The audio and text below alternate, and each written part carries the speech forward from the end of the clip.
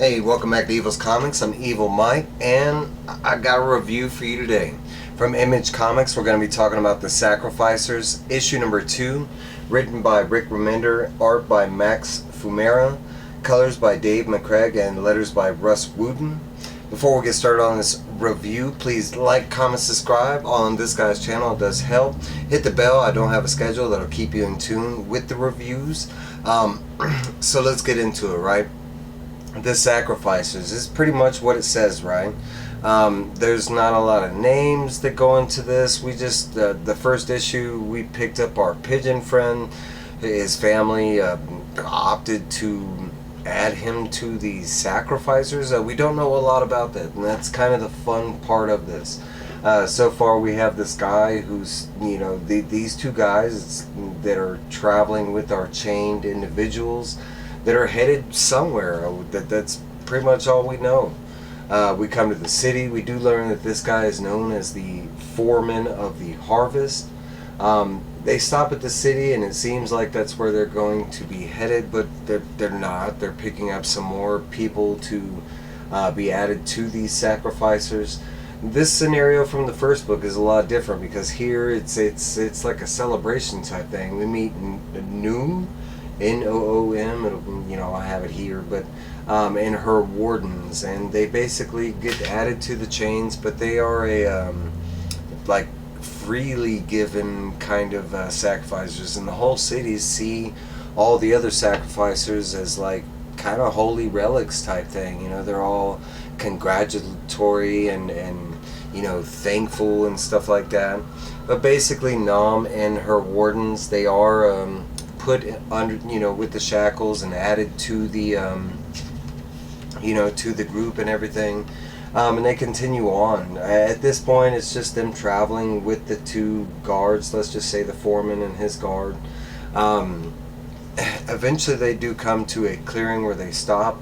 You see all of them are chained up, but they're all in a circle, and it's kind of where we get some a little more of the story, but not so much. But it's just each individual, like, kind of talking about what's to come, what do they believe they're being taken to. None of them really know, kind of thing.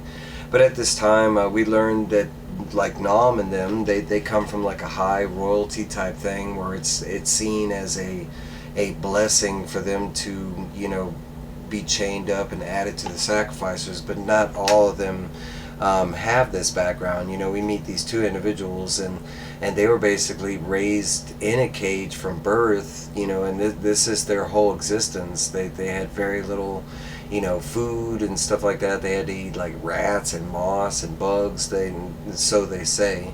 And they kind of prove it, because eventually they find out that some of them do have some food. And we saw in the first issue that the pigeon, his sister gave him a little piece of bread, and that's what he has. The two kind of rat-like people are kind of jealous that he has that little piece of bread. We find out that Nam and her wardens were given tons of food and stuff for this journey, which she shares with everybody, which turns out to be crazy. The two rat-like, low-life people, they end up just gorging themselves, and they don't even stop there. The girl ends up attacking the guy, end up biting his hand. There's conversation that goes back and forth with Nam and the lower people, but basically it's like, hey, you don't have to, there's enough to go around, you don't have to do this kind of thing. And it goes into like what they believe they're being led to. The low-life people that grew up in the cages, they believe they're just gonna be sacrificed, that they're heading to their doom, kind of thing.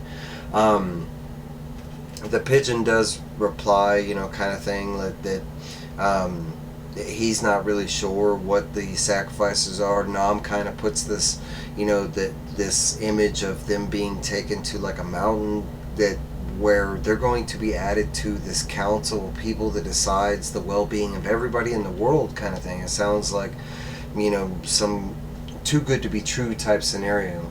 Eventually, after hearing Nam's what she believes, one of the girl, she attacks Nam. Eventually, the pigeon has to step up and kind of point out that they're all in the same scenario. They continue on in the journey, and at this point, it's just like we don't know, what they're being led to. There's no, kind of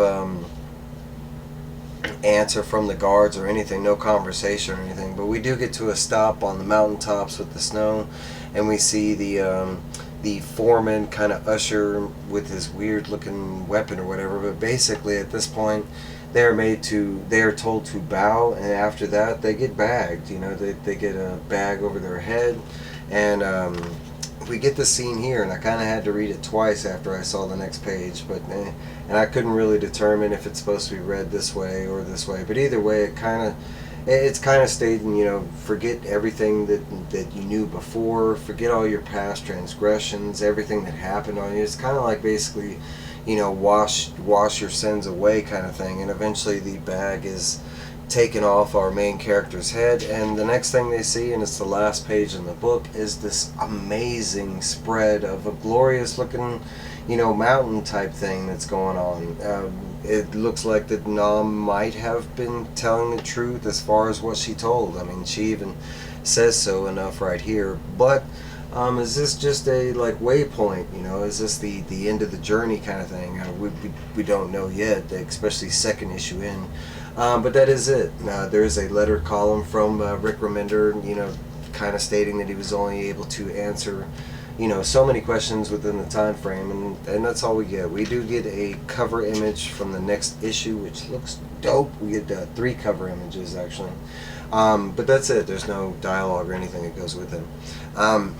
But another great issue. I love the path that we're taking with these people, because just like them, we don't know, and it's the speculation thing, who's right, who's wrong, and especially getting to this kind of glorified place at the end.